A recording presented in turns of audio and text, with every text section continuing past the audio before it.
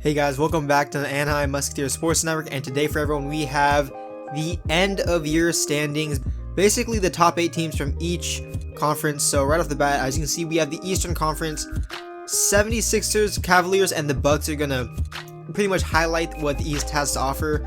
The Wizards, Heat, and the Hawks, they made it in towards the end, but one thing that you have to really realize here is look at the record that you need in order to make the playoffs these days.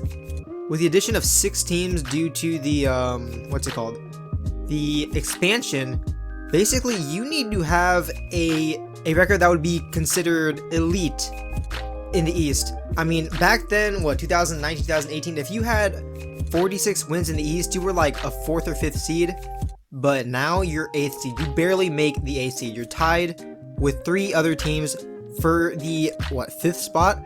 So yeah, that's pretty crazy here. Now, if you remember, the Cleveland Cavaliers do not have Oscar Robertson.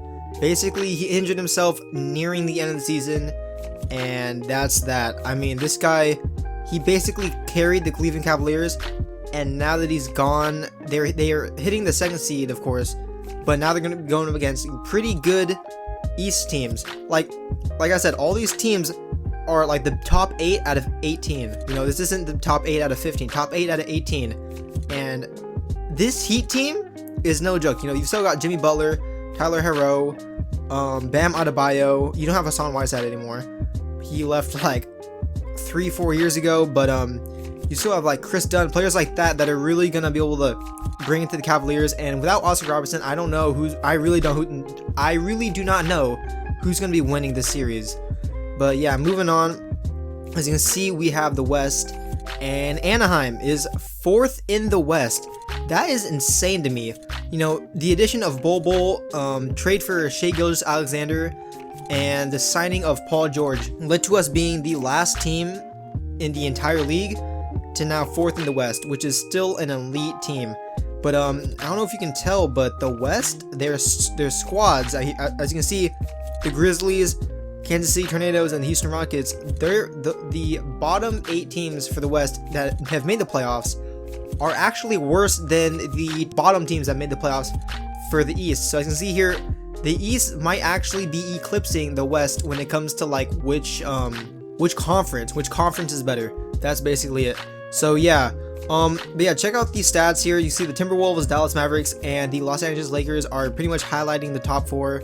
And then, you know, Houston, like I said, in a previous episode, I think, yeah, they're not doing too well. You know, they're 8th in the league, and they couldn't even beat the Grizzlies this year. But the Grizzlies do have John Morant and Jerry West leading the squad.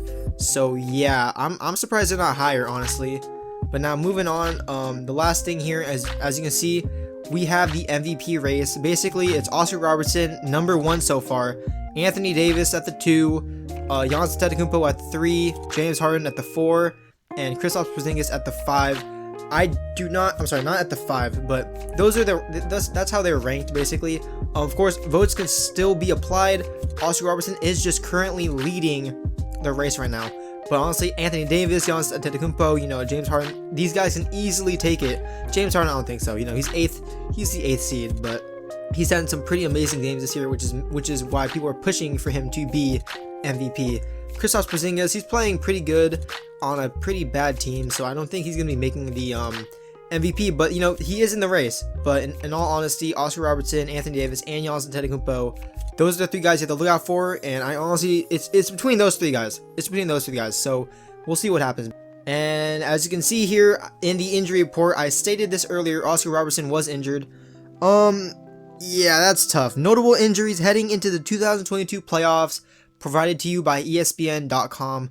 Donovan Mitchell is going to he didn't break his right leg right as the season started. I think it was 2 to 3 weeks after the All-Star game. I didn't highlight it in the episode, but yeah, he did break his leg, but he will be coming back in 1 to 2 weeks. So if the Jazz can just survive 1 round without him, which I highly doubt, then he'll be ready for the conference semifinals. Oscar Robertson dislocated his left patella. He is not coming back. And LaMarcus Aldridge tore his right hamstring, and the Spurs are gonna be without him in the first round. So yeah, that's pretty tough.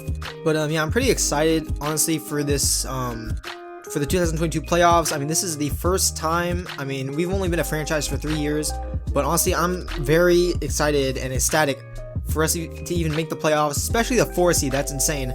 We're gonna be facing off against the Phoenix Suns. That should be pretty fun.